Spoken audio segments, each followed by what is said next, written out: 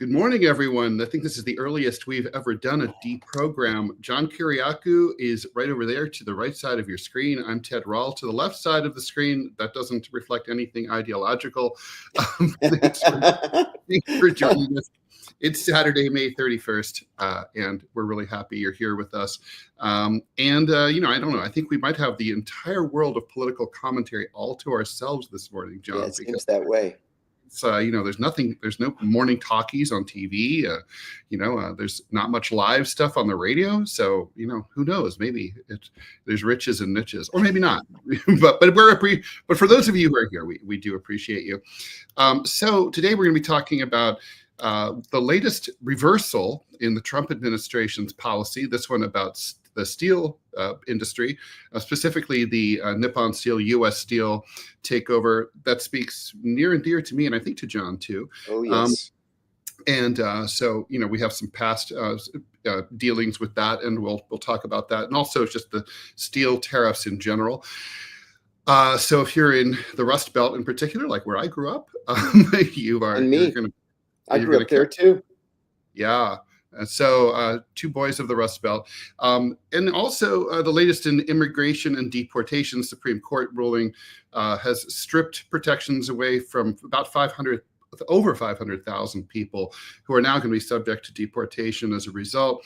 The latest on the U.S.-Iran nuke talks, which, man, that's a strange story. And I'm looking forward to talking about Sean P. Diddy Puffy Combs and his trial, which I think brings up a lot of interesting topics that maybe have been lost in all the sort of extremely salacious details that have come out of that sordid mess of this fallen rap mogul. So, John, let's get into it with the steel tariffs. Yeah. So the Trump administration always keeps bouncing back and forth on tariffs. The latest is that the administration is imposing 50% tariffs on foreign steel. As you and I both know, the steel industry basically had been on the ropes through the 1970s, but then in the 1980s, the big challenge came in the form of Japanese competition. The Japanese notoriously dumped their steel on the U.S. market, and what that means is they sold it for less than the price that they needed to make a profit. They took a long-term loss. It was basically an investment, and now that's not even considered a controversial way to get market share. That's what tech does all the time. Yeah, lost leaders. But at the time, it was considered sleazy and unethical and maybe illegal. It really caused a lot of trade tensions and political tensions between the U.S. and Japan. In the end, the Japanese won. The U.S. steel industry, as we knew it in places like Ohio and Pennsylvania, pretty much collapsed. There's all these gutted factories where you and I grew up. And U.S. Steel, the big mama of them all, which you can see from the interstate when you drive through Allentown or Bethlehem, Pennsylvania. You'll see it from the highway. This just goes on and on and on. You're driving 70 miles an hour, but there's there's more and more, but it's all just rusted out. And anyway, so the Biden administration had approved, I wouldn't say that they really midwifed, but they had approved the acquisition of U.S. Steel by Nippon Steel. Before changing their minds, though, and declaring it a national security necessity. Right. Now, the thing is that, this is, you could really, on the one hand, it really did feel like injurious to people who lived through that period like we did. It's like, oh, well, the Japanese, they kind of broke the rules and then they won. And this is like it, and now they get to collect all the pieces. Trump ran against this deal in the campaign. But on the other hand, it's also true that, they need the investment. This is billions of dollars that will be coming in from $14 billion by some counts. They need the new technology. They need to rehab these facilities. Otherwise, they might go under anyways, just for being obsolete technologically. So, I think it's kind of like it is what it is. And maybe the Trump administration is just being told like this by the experts, this is what needs to happen. And please please sign off on it. But it is a startling reversal for Mr. Make America Great Again. I'll tell you, there were several things that really shocked me yesterday about this whole issue. First of all, Donald Trump went to West Mifflin, Pennsylvania, which is a close-in suburb of Pittsburgh. It's a steel suburb. U.S. Steel has major works there. He gave a speech at one of the U.S. Steel facilities in which he said several things that were just incredible to me. Number one, he announced that the deal is going forward, but he never called it a takeover or an acquisition. He called it a partnership. Right. Well, that's an interesting way to put it, but okay, I'm willing to cut some slack. Then he made several announcements. This just made me say, wow.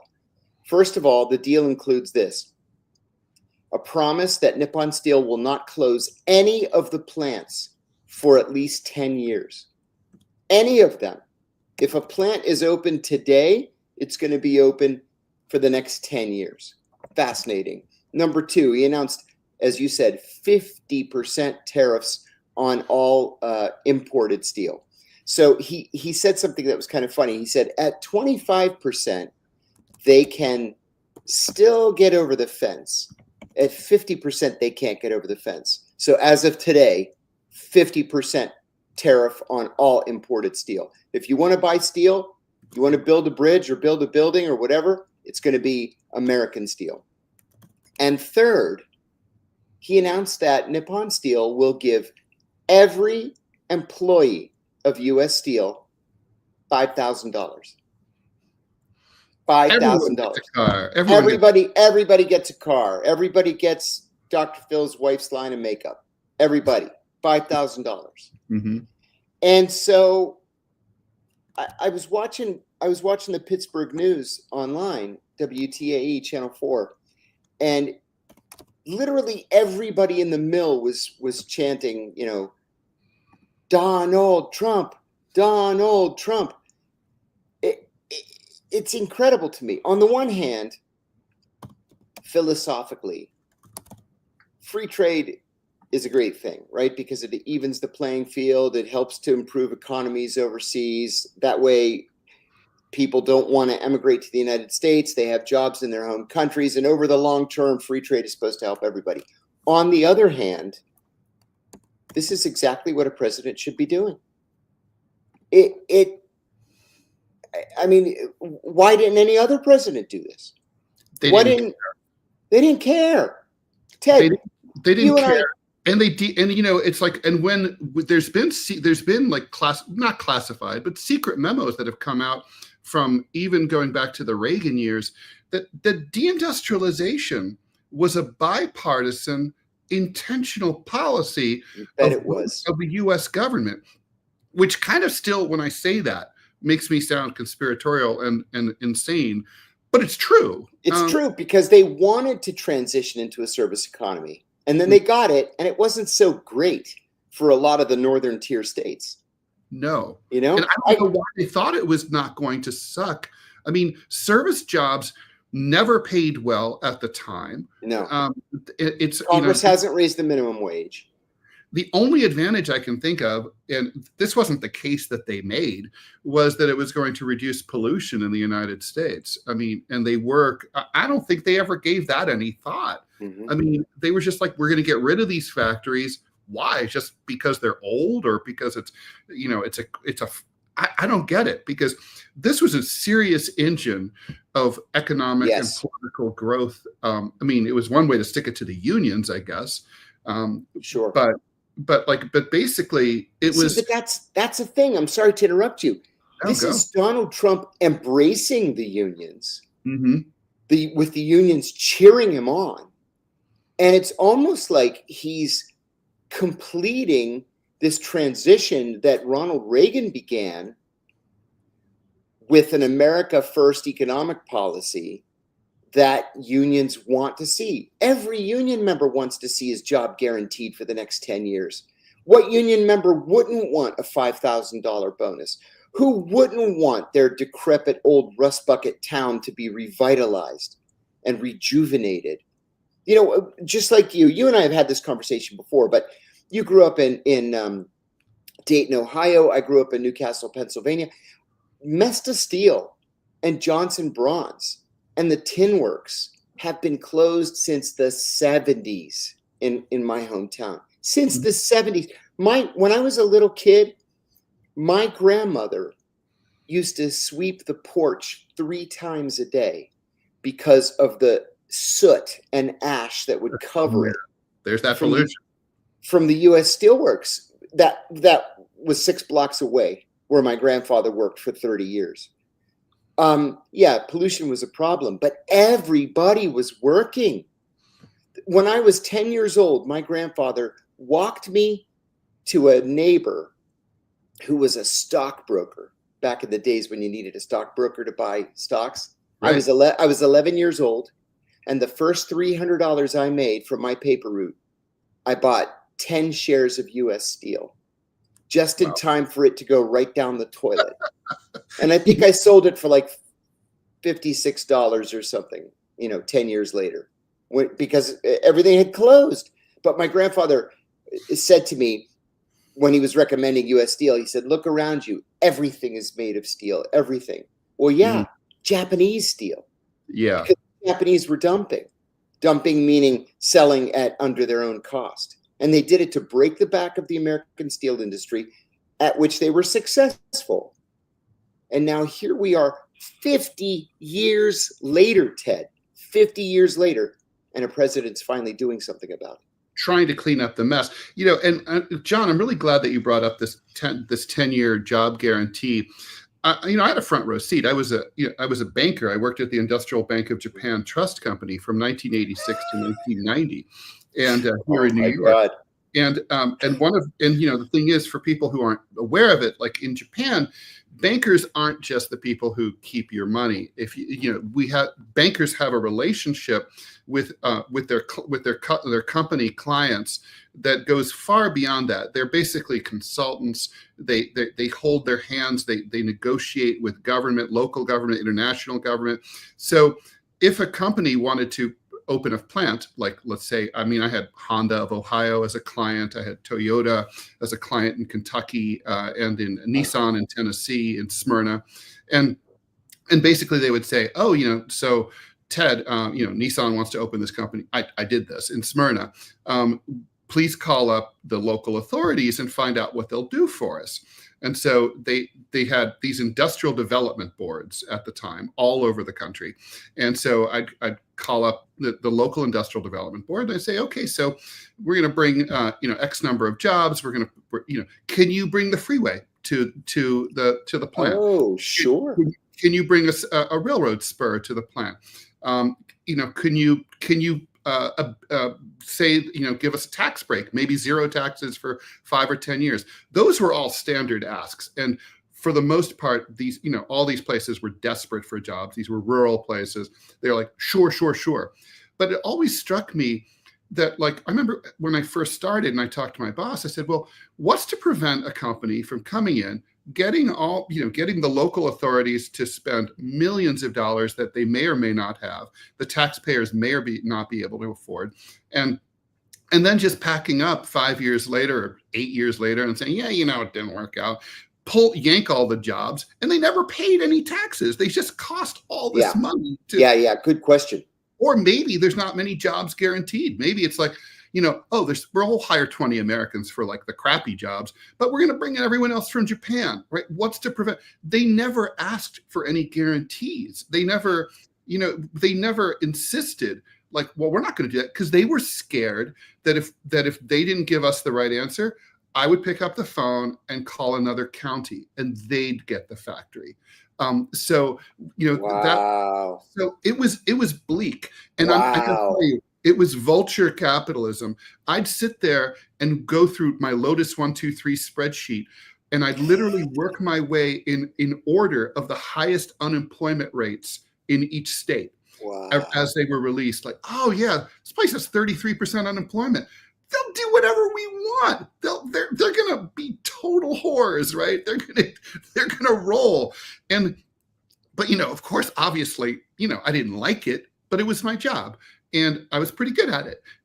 It's like, and so now I look back, I'm like, well, Donald Trump, he wouldn't have done that, and he can put the political pressure like he did, on the Carrier air conditioning factory. It's like, I'll fuck you on social media. I'll make you look bad. I'll make your life miserable. And I'm the president of the United States. Right. So there's a lot of things I can do.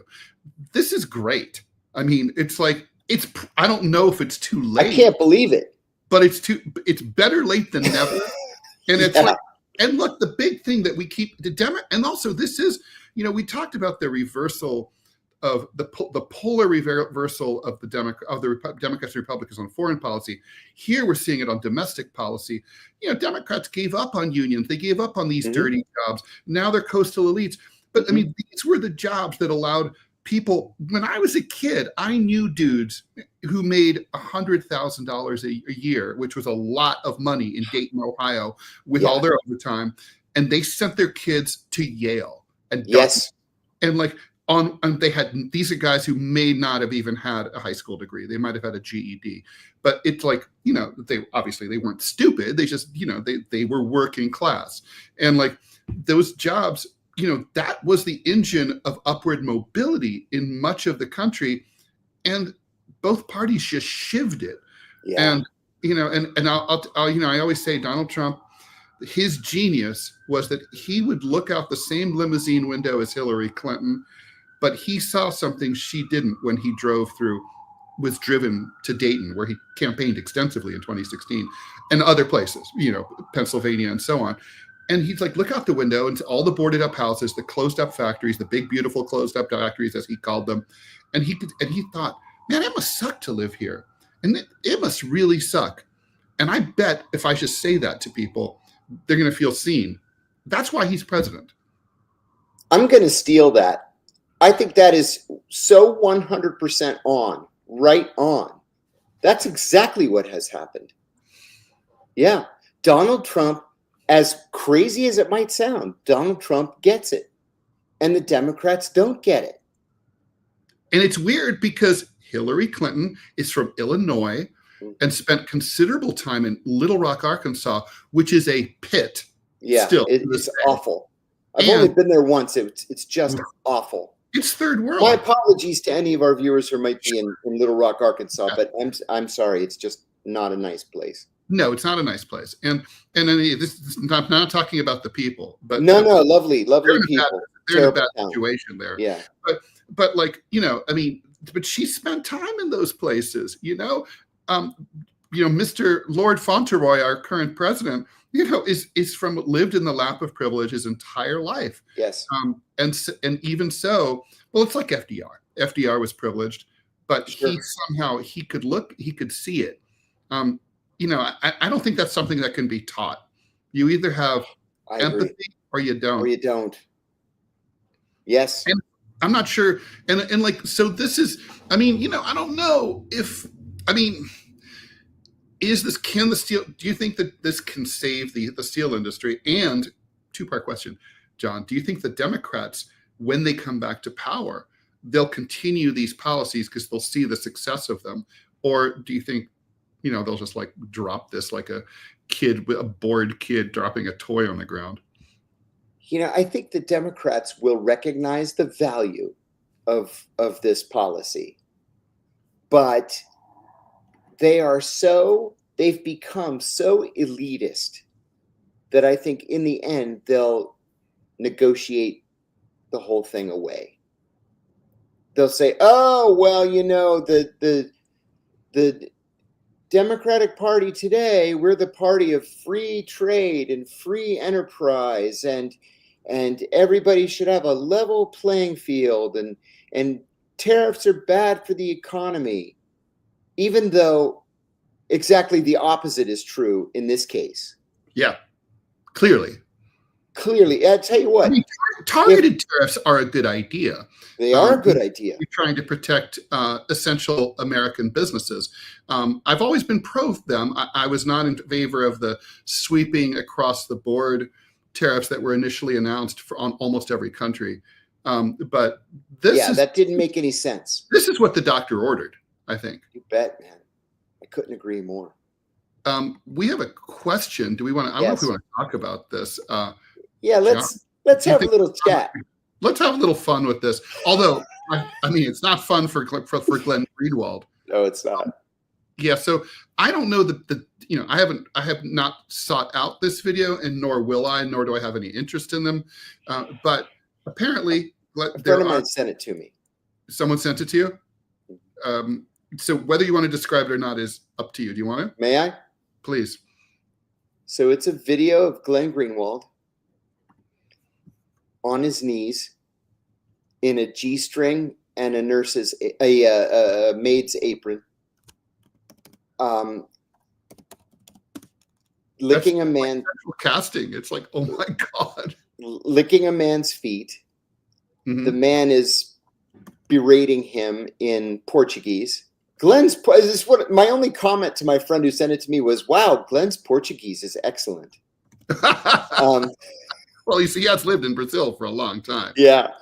He's licking the man's feet. The man spits on the floor and makes Glenn lick up the spit off the floor. Roof. Yeah. And he's humiliating him, berating him, and then he makes Glenn get on his computer, go onto PayPal. We watch him type in his password, and he transfers the guy $1,000. And the whole time, password. And the whole time in Portuguese, he's begging. It's a kink film, a video. Now, Glenn looks awfully young in this film. This thing has to be 15 or 20 years old. Oh, interesting. Yeah. And this is not his husband who recently. It's not his husband. Now, this man, you never see the man's face because the man is filming it, but you see his feet. And this man is far darker skinned than Glenn's husband was. Glenn's husband died 2 or 3 years ago from sepsis. He got an infection and it spread. They couldn't get a handle on it, and he passed away very young. He was in his 30s. I don't know who this is. I don't care who it is. But the interesting thing is that it was released by this obscure, news site that I'm told is Israeli. Now, I have no idea why they would release this thing now. I noticed in the comments on X that several people had said, this is not new. Like the comments were predictable. Some were racist. Some were like, oh, disgusting. He's a disgusting pig. We should never pay attention to him again. But there were some that are like, this came out 15 years ago. Huh. We knew this, and who cares what the man does behind closed doors? It's his own business. No, it's but totally. Why would this be released now? Why would they do this now? Has Glenn said something about Palestine? I mean, that has to be it, right? I don't know. I will say that Glenn and I went to college together. I was a senior when he was a freshman, and we were both in the college Democrats. He was the freshman representative when I was the vice president back in the days when I was a Democrat. And he was a nice enough guy. He wasn't friendly. He wasn't really friends with anybody. And we have had zero contact since college. I've reached out to him a couple of times. He completely blows me off. He told a mutual friend that he doesn't want any contact with me because I'm too controversial. I'm too controversial. Hilarious. This is the guy. This is the guy who broke the Edward Snowden story. And I'm the controversial one. Anyway, that's just me. But I'm not sure what to make of this. I listen, I'm going to assume the Israelis released this. And I'm going to assume it's because they hate that he's taking a position on Palestine. But otherwise, I'm not sure what to make of it. Yeah, it sounds like that. I mean, the timing is very suspicious. And we can talk a little bit about that later. Well, we can talk about it now. Why not? I mean, Israel's definitely on the ropes in terms of international public opinion. I mean, man. French President Macron is literally like this close from recognizing Palestine. As a state. following the lead of Ireland, whom, John, you've brought up, and previously we both admire that they're doing that very much. And so, it looks like France is likely to be next. I think that would be probably a very popular move in France, actually. And at that point, the dam breaks. The Brits and the Germans also have had enough. So the Mossad, the Israelis, Shin Bet, they've probably been sitting on this video for years in case of emergency, break glass. The thing is, Glenn Greenwald never pretended not to be a gay man. No, he's been like as out there as any gay man can be. So it's kind of like stop the presses, Glenn Greenwald. And also the idea that, I did not know the content of this until you just told me now, but the idea that he's like a little subby boy, or that he was. Are you surprised? That doesn't surprise me either. He's not Butch. No. At all. He's not Butch. He's never been Butch. No. So it's kind of like, it doesn't go run counter to Brand. I mean, it would run counter to Brand if he was with some big-breasted, like, blonde lady. It would be like, oh my God. It's like the time I ran into Ed Koch at the bar that you and I met at in New York. And I was like, wait, he's with a floozy. I thought he was gay. Yeah, exactly right. By the way, I have to say, full disclosure, Glenn Greenwald's always blown me off, and I've heard the same exact thing about me. I'm too controversial for him. He's kind of, by temperament and politically, I think kind of conservative, right? In fact, I can tell you with 100% certainty that this story is true, that when he came back to the United States, he practically begged Roger Ailes to give him a show on Fox News. There was a period where he was going on the Tucker Carlson show all the time. I remember. And he filled in once or twice maybe, but he begged for his own show on Fox, and they just weren't interested. He's a libertarian. I used to read his column when it was on, I guess, Salon or Slate, one of those two. And I remember just being like, he's a constitutional libertarian. That's who he is. Yeah, and that's kind of how I am. And it's like weird to me that like when it's sort of like with Bill Maher, the two of them ended up sort of like identifying or being adopted by the left, but they weren't really leftists. Not really, no. At all. Ted, on the I don't want to get too far afield, but on the Libertarian Party's website, they've got this questionnaire, and they'll show you based on your answers where on a graph you sit. Yeah. And I was solidly leftist and solidly libertarian. That's how I would have identified you, as a left libertarian. Mm-hmm. I have strong libertarian tendencies as well. Obviously the two of us both know firsthand like what a bitch the state can be. Man, you hit that on the head. Speaking of getting hit on the head. Yeah. Did you see the video of Macron's wife? Oh my God. Yeah.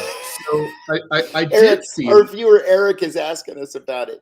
Well, he's not. He's asking about something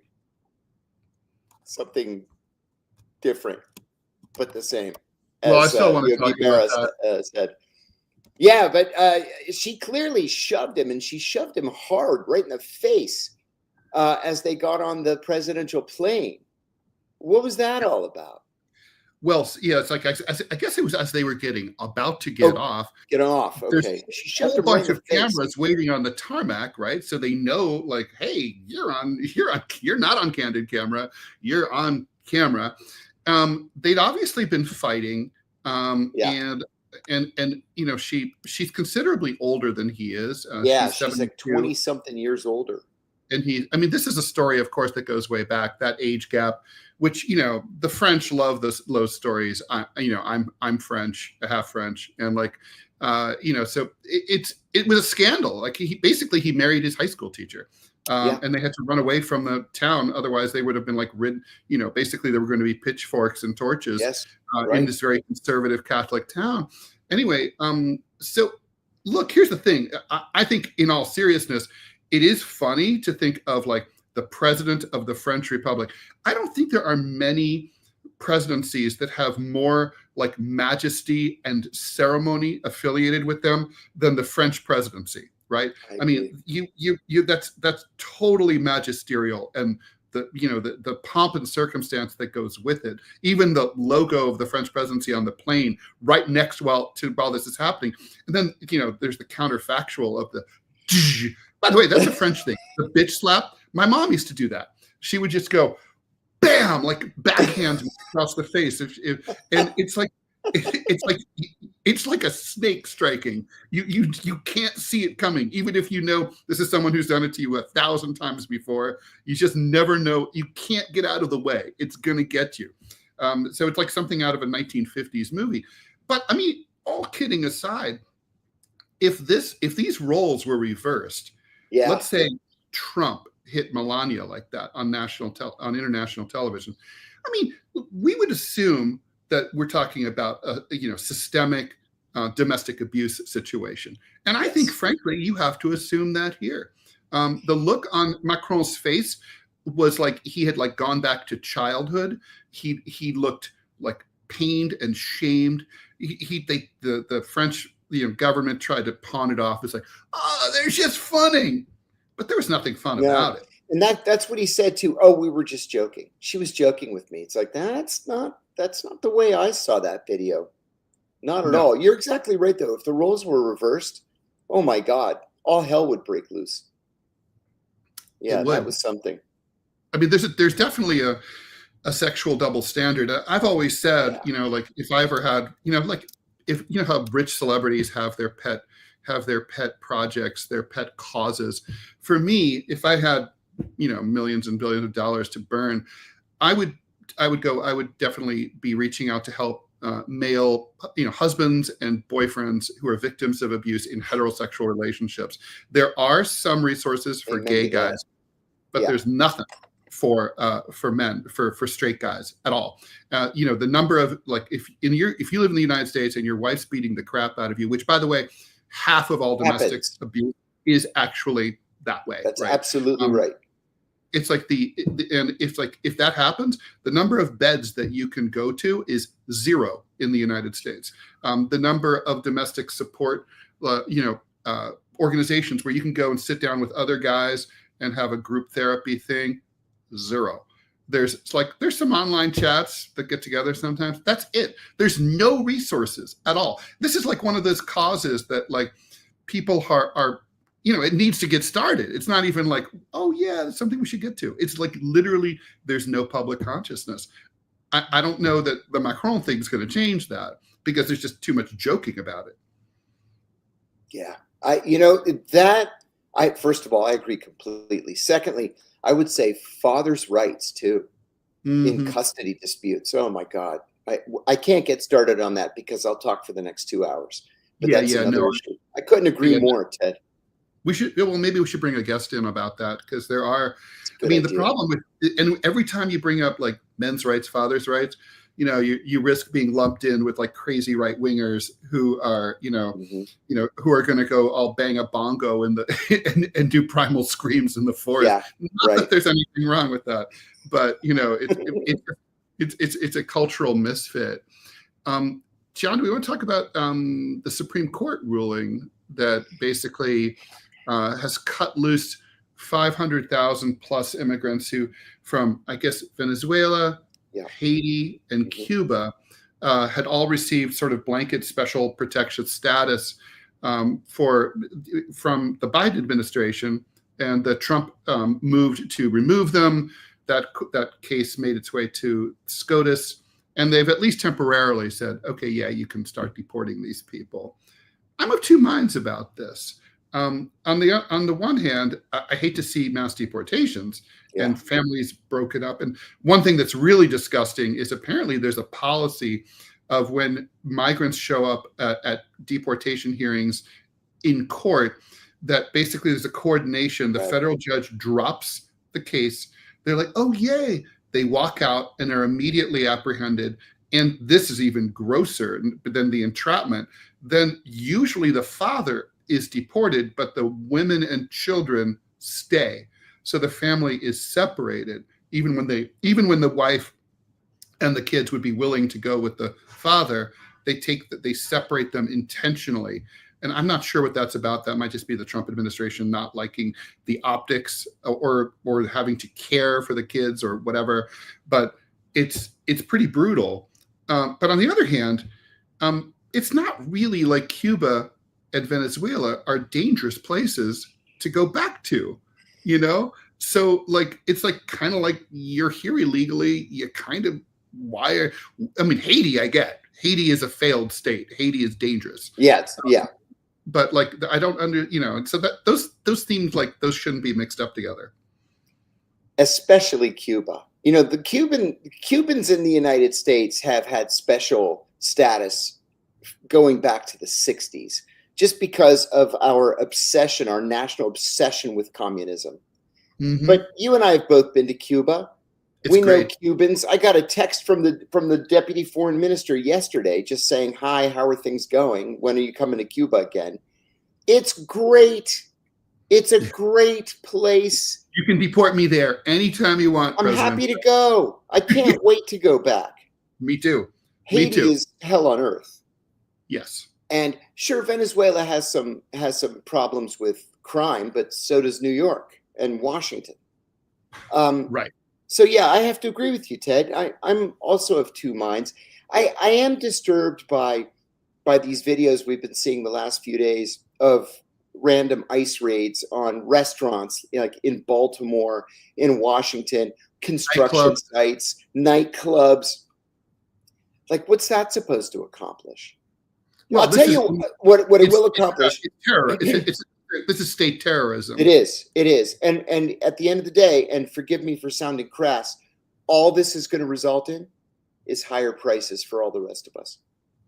Because you're going to have to hire Americans who don't want to do these jobs. So to get them to do these jobs, you're going to have to pay them more money. The rest of us are going to bear the responsibility. TH says that Americans don't see the real Cuba, and it's great if you have money. Cuba's starving their people. Not in my experience. Not at all in my experience. They grow almost all of their own food. That's good. And Adrian says, that's crazy, John, that because you travel to Cuba with your American salary and you like it, you think it's fine for everyone. Go check it out. Yeah. I mean, I ate beans just like everybody else did.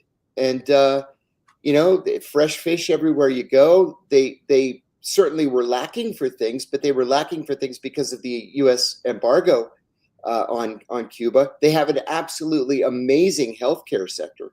Absolutely amazing healthcare sector. I wish we had it. Yeah, no, but, sure. I think. Yeah. Look, I think the point is well taken. That a U.S. salary goes far in a country like Cuba when you're vacationing. Although it's more expensive than you might think, right? Like hotels are not really. Oh no, hotels were what I'd pay here in the D.C. area. Yeah, for sure.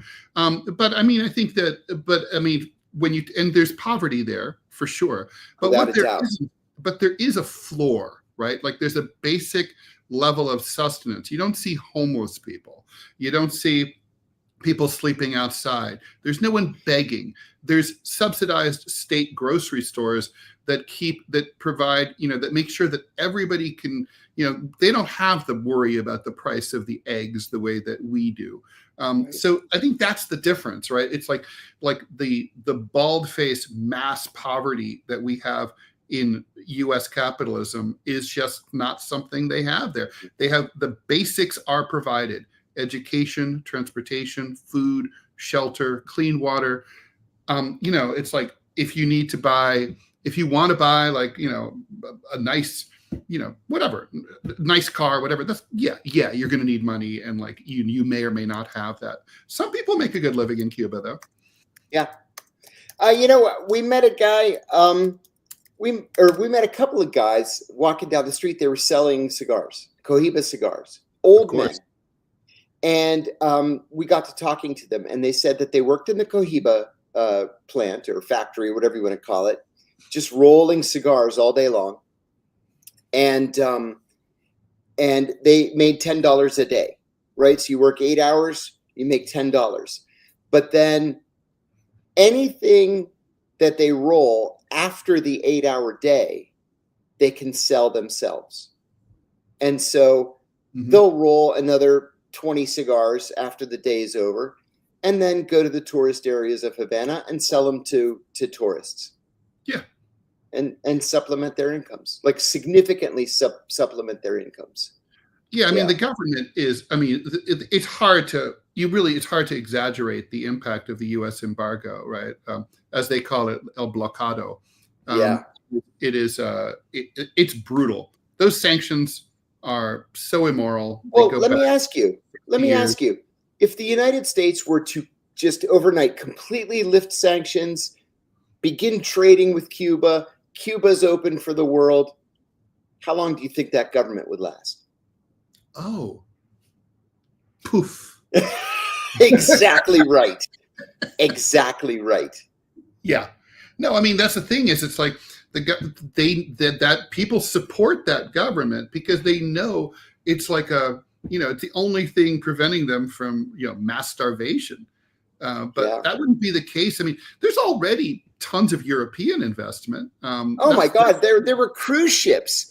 We saw cruise ships from Scandinavia that were in port there, and Swedish, Norwegian, German tourists. We met some Swiss students that were backpacking around Cuba.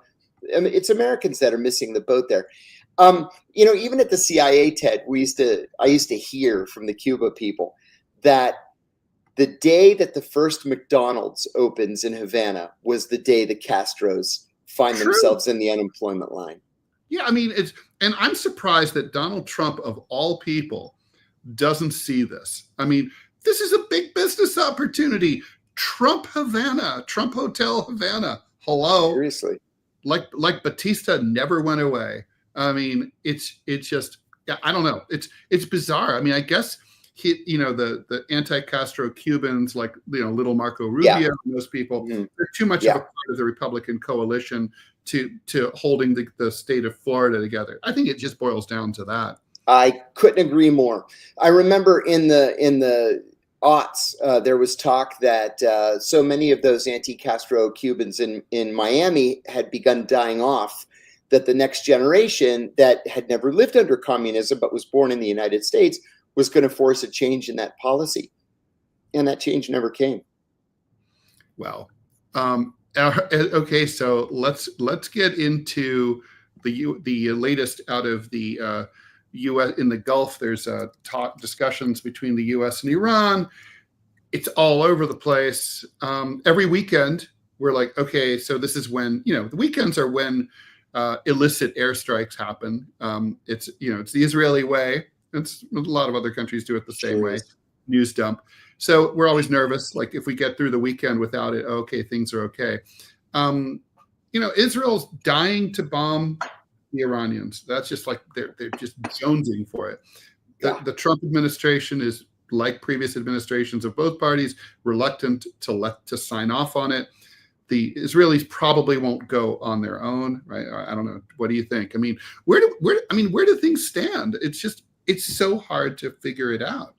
Well, I'm going to compliment Donald Trump again, because somehow, against all odds, Trump has been able to convey a completely pro-Zionist foreign policy with a public dislike of Benjamin Netanyahu. And no president has ever even attempted that before.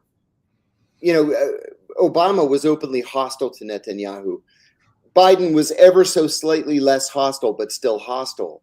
And most Republicans just jump right into bed with the guy. Trump has been different. And I think that as much as Netanyahu wants to nuke Iran and turn the place to glass, he doesn't have the guts to do it because he doesn't trust that Donald Trump is going to line up behind him, which is good for us. It's good for Americans. It's good for Israelis. It is. It's true. Yeah. I really believe it. So, I follow these talks closely between the United States and Iran, and I go to the Iranian government websites to read the press releases afterwards. And it's funny, something has really struck me. It is that the U.S. press will say, "Oh, the Iranians are, insane. They want to build a nuclear bomb," and we've been saying they're 6 months away from a nuclear weapon for the last 25 years. Mm-hmm. And then coming out of the same talks, the Iranians will say, actually, progress was made. We're cautiously optimistic. And then they flip. And the next time the Iranians say, the Americans are so unpredictable, we're going to walk out, we're boycotting the next round of talks. And the Americans say, things actually went pretty well this time. We're looking forward to the next round of talks. The bottom line is they're still talking. And when you get experts involved, and experts have been involved the last 3 rounds of talks, that's when progress is made. Nobody said this was going to be easy, but it actually is moving in the right direction. And so I'm cautiously optimistic. Remember, we said a long time ago, Ted, only Nixon could go to China. And only Trump can I go believe to Tehran. only Trump can go to Tehran. That's and it. Trump has already years ago said that he was willing to go to Tehran. He said that he specifically wanted to meet with Ayatollah Khamenei, yes, the supreme leader. No previous president has said anything like that ever. They've always preconditioned. I always like the fact Trump doesn't precondition talks. Interestingly, I love that. You shouldn't I love it. Talk. No. The point of the talks is that there are no conditions. That's what you figure. So right now, speaking of which, Russia and Ukraine, there's a little bit of an impasse. There are scheduled talks for next week, I guess Thursday. Yeah, Thursday, the Russians announced that the delegation will arrive in Turkey, and so the Ukrainians said that their delegation will go after all. But the Ukrainians are complaining because they say that Russia is refusing to publicize their opening, position. Yes, and the Ukrainians are threatening to boycott because of that. Right, and I'm not really sure that's the hill they should want to die on. No. But that does make me. It raises the question of, well, why not? Russia's had basically the same 4 main conditions since before the invasion in 2022. It's like they want a friendly regime in Kyiv. They want the Donbass and Crimea. They want a guarantee that Ukraine doesn't join NATO, and that there might be, and possibly what they call denazification, whatever that would look like. They're not going to get that. No. So it's like they just like their Nazis too much. It's like we're not giving that up. It's like so basically though. So I guess the question is, if Russia is not saying, well, our opening position is that we're just asking for the same thing we always were, does this mean they're going to go for a more maximalist approach and ask for more with a view of compromising to where they started? Or are they secretly willing to give away things like denazification or formal recognition of the Donbass being annexed to Russia? Or does it just not mean much? I don't, it's kind of like, it does make me curious. I think there are a couple of red lines, but they're probably not more than a couple. Crimea, number 1. Crimea is gone. The Russians are keeping it. It's never going to be Ukraine again. It's gone. For sure. Number 2, NATO. I think, NATO, that's a red line. Ukraine will never be in NATO. I don't think the Russians care about EU membership. I think that Putin says he would actually like it. He's really? Like, go ahead, join the EU. My theory is that it helps Russia to have an EU trading partner right on their border. That's fewer transit fees. That's a good point. That's a good point. Coming directly through Poland, that's a very good point. Exactly. And I think that there might even be a little bit of wiggle room on the Donbass. It could have some kind of special status, quasi-independence, Russian oversight, whatever. So long as everybody's treated with respect. All over the world, and we don't really think about them. Like Nunavut, the Inuit territory in northern. Like none of it. You're absolutely right. Kurdistan has a special status within Iran, within Iraq. I mean, it's all over the place. There's places with Waziristan in Pakistan has a special administrative status. Yes. So yeah, with increased autonomy. The Navajo Nation here in the United States. That's right. So I've been. Yep. It's not unprecedented at all. It's just this denazification. I think the denazification is the first thing to be negotiated away. It doesn't even mean anything. No, and it's like, yeah, I mean, literally, it's also kind of like, let's just say for the sake of argument that you had unconditional surrender like the Japanese at the end of World War II, and you could do whatever you wanted. Well, how does that look like? I mean, do you really want, I would ask President Putin, do you really want to micromanage Ukraine? You're not busy enough with your, like, what is it, 11 time zones? Like, exactly. Like, it's just like, do you need to, like, well, that statue can stay, but that statue's got to go. Right, and those tattoos need to be obliterated. You can't have those Bandera tattoos. Right. Come on, who cares? I mean, it's like, yeah. I mean, Ukrainians are going to Ukraine. Just let them do their thing, and not to mention. Right. Oh, and speaking of which, if Russia makes peace with Zelensky, how long? To echo your Cuba question, John, how long does Zelensky last? You and I have talked about this before. I think that within days of peace with Russia, Zelensky is the latest British immigrant. Or Italian. I really believe it. Yeah. Yeah. He does have that place on Lake Como. I forgot that. Yes, he does. On the other hand, if you're counting on Italian security, you tell me, I wouldn't trust the Italians. They couldn't even protect their own prime minister. Back in the day, Aldo Moro found him in the trunk of his own car.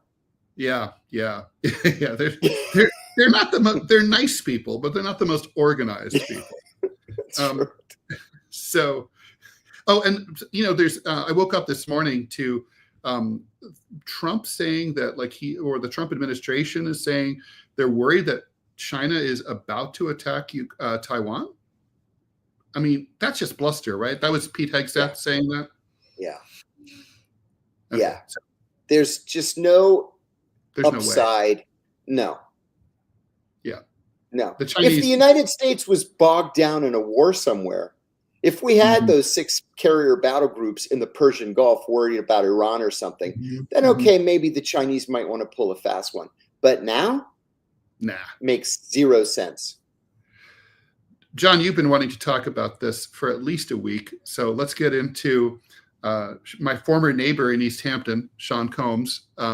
He is, of course, on trial for sex trafficking and racketeering. So I've listened to a lot of the details here. I mean, basically, it comes down to, okay, so he had a great love. I guess this is going to be the bookend of the show today. Salacious sex, right? But he has apparently his kink was to throw sex parties and to have his partner have sex with paid male prostitutes. By the way, if I'd known that being a paid male prostitute was an option for me, I didn't know that was I would have looked into it. But anyway, I thought there was no market for that. Straight male prostitutes. Right. So who knew? Great. I didn't know there was any market.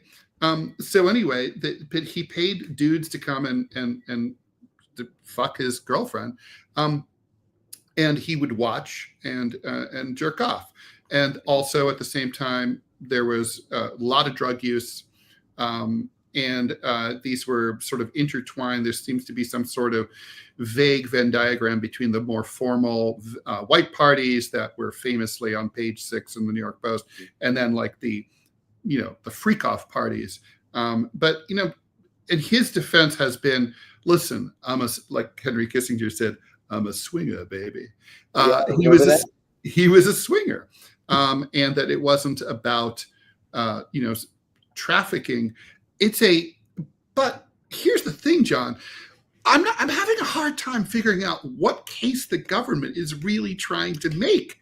That's the point right there, Ted. I've been following this case from the very beginning, and I don't know why. I'm just fascinated by it. So Diddy is an asshole.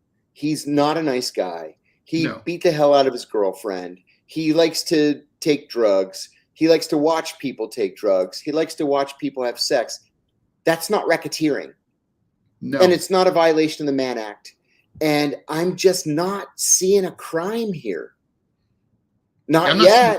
I'm not seeing any. I mean, I guess domestic abuse, but he wasn't charged with that. He wasn't charged, and he paid a settlement to her. Yeah. Mm-hmm. But I honestly, a substantial settlement.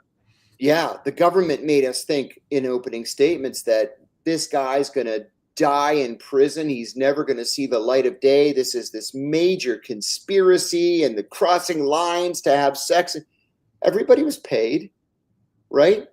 Nobody was held hostage. No one was underage, as far as I know. No one was underage. These were all adults. And now his ex-girlfriend is like, well, but I didn't really want to do it. Okay, then why did you do it? Well, he promised he was gonna promote my music career. And then he didn't. Okay, so he's a dick. Right. And that's not a crime. Yeah, and a liar. Yeah, I mean, that's not the thing. Crime. I was truly expecting, when sex trafficking, sex trafficking is a major problem in the US. Yeah. It's not hard to find sex traffickers. It doesn't look like he's one of them. Yeah.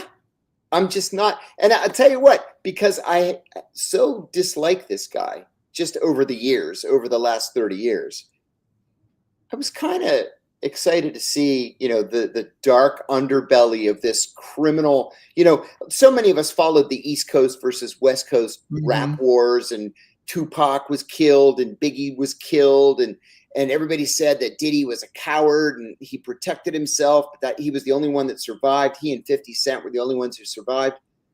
So I was kind of excited to see this guy humbled. Right. But again, I'm just not seeing a crime. Yeah, I mean, not a crime that warrants life in prison. Or do you remember the raid on his house when they came in like they were invading Iraq? Yes. I mean, they had the whole getup and everything. Yeah, I mean, they went in there. It's like and like his lawyer quite rightly said, he could have just called. We would have just let you in. Yeah. But as you know, that's not their way. No. Like when they raided my house, did they really need 22 FBI agents? Really? Probably not. Yeah. 3, 4 would have been enough. All they had to do was ring the doorbell and I would have turned over whatever they wanted. Right. Yeah. No, they're being, and it's kind of like what they did at Mar-a-Lago, like going through Melania's underwear drawer. Really? It's like when you're a hammer, everything looks like a nail. So, I mean, yes. What's going to happen here? I guess it depends on the composition of the jury. Even if he's found guilty, obviously he'll appeal. And he'll appeal.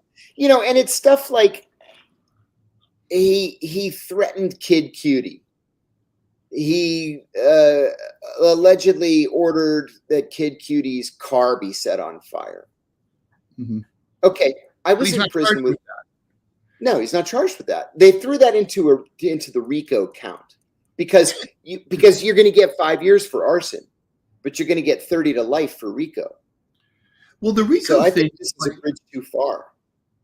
I mean, well, I think you and I both know RICO is a massively overcharged, easily abusable statute that probably should be declared unconstitutional and repealed, or at least amended in a major way. It's kind of like, well, we're just going to take away all the rules of evidence and everything else, so we can like whack a certain class of people. We don't care if they're mobsters. But now, at a certain point, you can sort of see this could be like the Fulton County, Georgia, Trump-related defendants. This can be massive. Fonnie Willis. This can be massively abused, so this is an interesting thing, right? Two things can be true at the same time. Puffy can be an asshole, and the government can be worse. Exactly. Yes, I think that's what we're seeing here. I hope that the jury does the right thing, and unless they're seeing stuff that we have not heard about, I hope the jury returns a not guilty verdict to help teach the prosecutors a lesson. Lulu 3, correct me. I don't know how to say it. How do you say that? Oh, don't look at me. I'm a punk rocker and a new wave. My kids would laugh at me, but I don't know how to say it. Kid Cudi? Cudi? Is it Cudi? Well, it must be. I have no idea, man. I don't even know who the guy is. I don't even know if it's a guy. Is it a guy? I don't know. Cody, we're being told. Cody. Or Cody. Okay. Cody. Thank you. See, I won't look like a fool in front of my kids. Cudi. That's Cudi. Okay. Cudi. Right. OMG. Okay. Thank you. Hey, I want to make one more point on this too. The prosecution, if I hope I'm not wrong on this, but I believe the prosecution has rested. No? Oh, is that true? I don't know. Maybe, you know what? Maybe I dreamt it. I'm really interested to hear what the defense. The defense has some very powerful, text messages that she kept like, "Oh, I can't wait for tonight's freak off. That's going to be so great. I want you to watch me do this and that." I mean, look, it might not be fair, but I think the credibility of his accusers is deeply in question, and there's enough reasonable doubt to drive a truck through. And in the end, that's our system, and that's why he should agree. try. Yeah, I have to agree. Yeah, we'll see what the defense is coming up this week, I guess. So. Yeah. So, all right. Thank you so much, John. Always a pleasure. I hope you have a great weekend. Fun, Ted. Thank you. You too. Oh, let me add something. Sure. Hey, I hope everybody will check out the Tucker Carlson show. I don't know, Tuesday, Wednesday. I'm gonna tape it with Tucker on Monday, and I think there's a 2-day lag. But check it out. That's awesome. Okay, I look forward to that too. And please buy my new book, What's Left. Never mind the Democrats. What's Left? You can get it on Amazon or from your local bookstore or anywhere. Anyway, thanks everyone. We will be back Wednesday at 5 p.m. next week. We're trying for a regular schedule. Today was supposed to be Saturday at 12 noon Eastern, but that's my fault. I couldn't do 12 noon. So we'll be back soon and see y'all later. Bye.